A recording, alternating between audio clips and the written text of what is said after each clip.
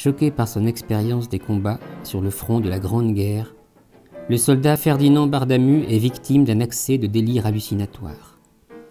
Il est hospitalisé et passe de longs mois dans différentes maisons de repos. À sa sortie, il rencontre Voireuse, un copain d'avant la guerre. Désargentés, les deux amis cherchent des combines pour se faire rapidement du liquide. Ils rendent d'abord visite à des bijoutiers qui les employaient pour les extras, les putas. Ces derniers les expédient rapidement en ne leur laissant qu'un maigre pourboire. Une fois dans la rue, nous réfléchîmes qu'on n'irait pas très loin avec nos 20 francs chacun. Mais Voireuse avait une idée supplémentaire. « Viens, qu'il me dit, chez la mère d'un copain qui est mort pendant qu'on était dans la Meuse. J'y vais, moi, tous les 8 jours, chez ses parents, pour leur raconter comment qu'il est mort, leur fieu. C'est des gens riches. Elle me donne dans les 100 francs à chaque fois, sa mère. Ça leur fait plaisir qu'ils disent. Alors tu comprends. Qu'est-ce que j'irai y faire, moi, chez eux? Qu'est-ce que j'y dirai, moi, à la mère? Eh bien, tu lui diras que tu l'as vue, toi aussi. Elle te donnera 100 francs à toi aussi. C'est des vrais gens riches, ça, je te dis. Et qui ne sont pas comme ce mufle de putain. Ils regardent pas, eux. Bien. Mais elle va pas me demander des détails, t'es sûr? Parce que je l'ai pas connu, moi, son fils, hein? Je nagerai, moi, si elle en demandait. Non, non, ça fait rien. Tu diras tout comme moi. Tu feras oui, oui. T'en fais pas. Elle a du chagrin, tu comprends, cette femme-là. Et du moment alors qu'on lui parle de son fils, elle est contente. C'est bien que ça qu'elle demande. N'importe quoi. C'est pas du rayon. Je parvenais mal à me décider, mais j'avais bien envie des 100 francs qui me paraissaient exceptionnellement faciles à obtenir et comme providentiels. Bon, que je me décidais à la fin. Mais alors il faut que j'invente rien, hein, je te préviens. Tu me promets, je dirai comme toi, c'est tout. Comment qu'il est mort d'abord, le gars? Il a pris un obus en pleine poire, mon vieux.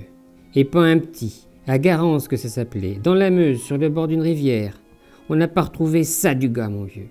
C'était plus qu'un souvenir, quoi. Et pourtant, tu sais, il était grand, et bien balancé, le gars. Et fort, et sportif. Mais contre un obus, hein, pas de résistance. C'est vrai. Nettoyé, je te dis qu'il a été. Sa mère, elle a encore du mal à croire ça au jour d'aujourd'hui. J'ai beau y dire et y redire. Elle veut qu'il soit seulement disparu. C'est idiot, une idée comme ça, disparu. C'est pas de sa faute. Elle en a jamais vu, elle, d'obus. Elle peut pas comprendre qu'on foute le camp dans l'air comme ça, comme un P, et puis que ça soit fini. Surtout que c'est son fils. Évidemment. D'abord, je n'y ai pas été depuis 15 jours chez eux. Mais tu vas voir, quand j'y arrive, elle me reçoit tout de suite, sa mère. Dans le salon. Et puis tu sais, c'est beau chez eux. On dirait un théâtre. Tellement il y a des rideaux, des tapis, des glaces partout. 100 francs, tu comprends? Ça doit pas les gêner beaucoup. C'est comme moi 100 sous. Qui dirait-on à peu près? Aujourd'hui, elle est bonne pour 200. Depuis 15 jours qu'elle m'a pas vue, tu verras. Les domestiques avec des boutons en doré, mon ami. À l'avenue Henri Martin, on tournait sur la gauche et puis on avançait encore un peu. Enfin, on arrivait devant une grille au milieu des arbres d'une petite allée privée. Tu vois, que remarqua Voireuse, quand on fut bien devant. C'est comme une espèce de château, je te l'avais bien dit. Le père est un grand Manitou dans les chemins de fer qu'on m'a raconté. C'est une huile.